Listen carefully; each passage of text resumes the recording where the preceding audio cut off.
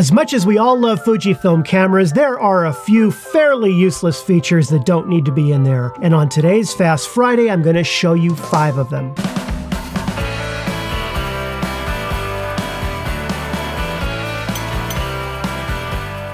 Hi everyone, welcome to Pal to Tech. Today we're talking about 5 features that I think ought to be removed entirely from your Fujifilm camera and maybe replaced with something else. Remember that these are my top 5, my opinion, and may not totally apply to all photographers. I am going to list them in order of uselessness. Coming in at number 5, and it's at number 5 because maybe, kinda, possibly, some people might use it, and that is ISO bracketing. To enable the setting, you put your drive dial in BKT or bracket, then go into the menu to the camera icon where it says drive setting. You'll see the choice bracket setting and have a look right here, ISO bracket. You have 3 choices: 1/3 increment, 2/3 increment, or a full stop. Now, when you go to take a single shot, your camera will save 3 images to your SD card. 1 image will be exposed at the ISO you specify on your ISO dial. 1 image will be underexposed at a lower ISO,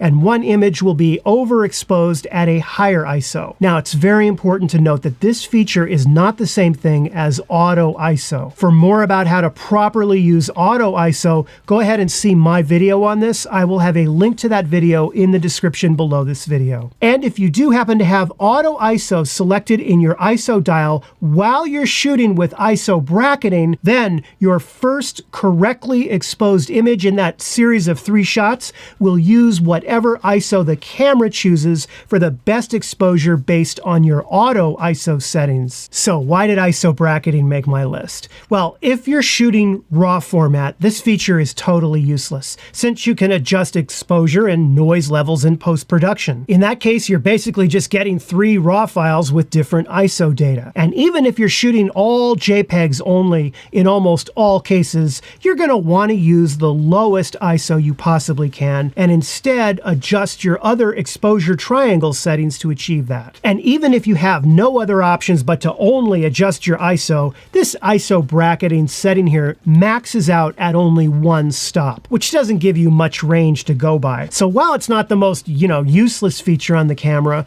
ISO bracketing definitely made it to number 5 on my list. Next, at number 4, we have toy camera, right? Toy camera. To get to toy camera, put the mode dial into ADV for advanced. Go into the camera icon, into drive setting again, down to advanced filter setting, and you can choose from a menu of filters. Now, in all fairness, some of these can actually be pretty creative and may help in certain situations or depending upon what creative look that you're going after. Partial color red is kind of cool, see? Right? So it's not bad. I mean, it kind of can be cool. Look at what it's doing here. Actually kind of like that. I like that a lot. But this one filter of toy camera right here, toy camera is like putting an overloaded Instagram filter on your photos. Go through anyone's Instagram account, right, and look at their photos that they were publishing back in 2012. That's toy camera. It pumps up the colors and it adds a fake vignette look. Since in every case you can do a much better job with this sort of thing in post-production or with, Instagram, Snapchat, Facebook filters, you can remove toy camera altogether and not miss it. I can think of a lot more useful computational software features that Fujifilm could instead put in the camera instead of toy camera. Let's move on. Coming in at number 3, this is the focus lever lock setting. That is located in the wrench under button dial setting, and it's right here.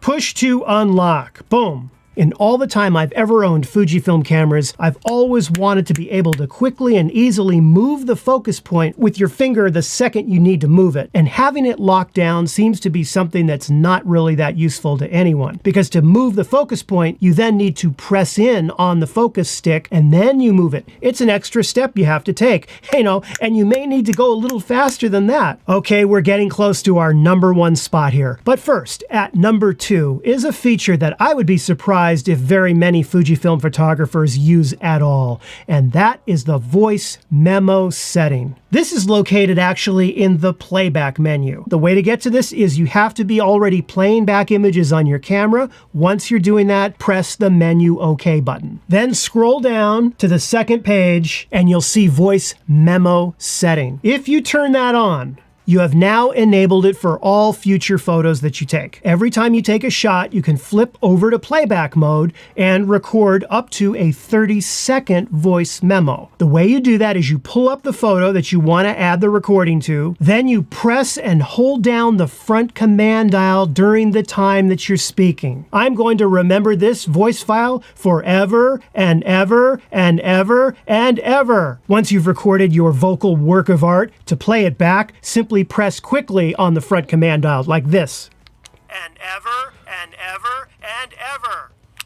Wow. Now that you have a voice recording associated with a photo, it is actually saved as a separate audio file on your SD card, which you then need to later manage on your computer, right? It has the same name as the photo you took, but it's a WAV file. If I absolutely had to have my thoughts, directly connected to my photos, I would probably just, type them in or dictate them into my phone while I'm out shooting, and then just take a photo of my note-taking app right here if I want to have those notes appear with my photos in, say, Lightroom, right? That seems like a lot easier to me than, monkeying around with this voice memo recording feature on the camera itself. Okay, at last we come to number one.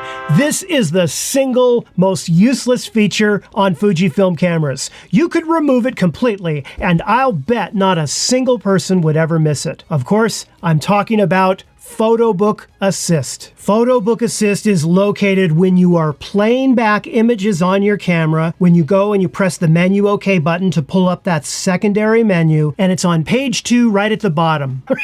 I don't even want to spend a lot of time going over this, so I'm just going to briefly touch upon it. Photo Assist allows you to create up to 6 photo books, right?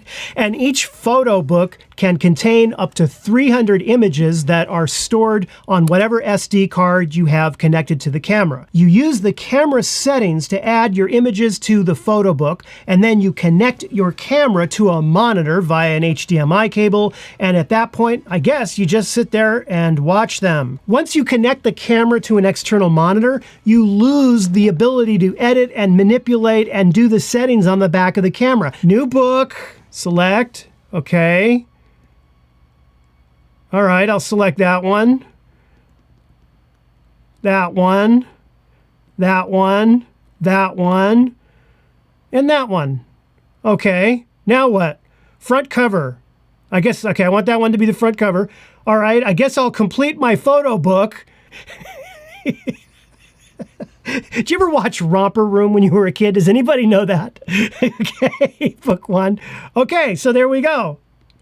Oh, wow. There's my photo book. Yeah, right. Wow. I love Fujifilm cameras, but sometimes we got to poke a little bit of fun at them. And when there's a few useless features, it is my duty to point them out to you, by golly. Now, speaking of which, I'll tell you something that's not a useless feature, and that is Pal to Tech Backstage. How did you like that, segment transition? Not too bad, huh? Well, it's that time again. Time to add a brand new Geariguana Hall of Fame member right to the studio wall right here. I would like to give a huge welcome to our newest Geariguana Hall of Fame member, Yanni Vakohen. I hope I got it pronounced right. If either one of those are correct, Yanni, thank you so much for joining up and being a part of this channel's backstage and supporting everything that goes on here. And without any further ado, let's get you added right to the studio wall.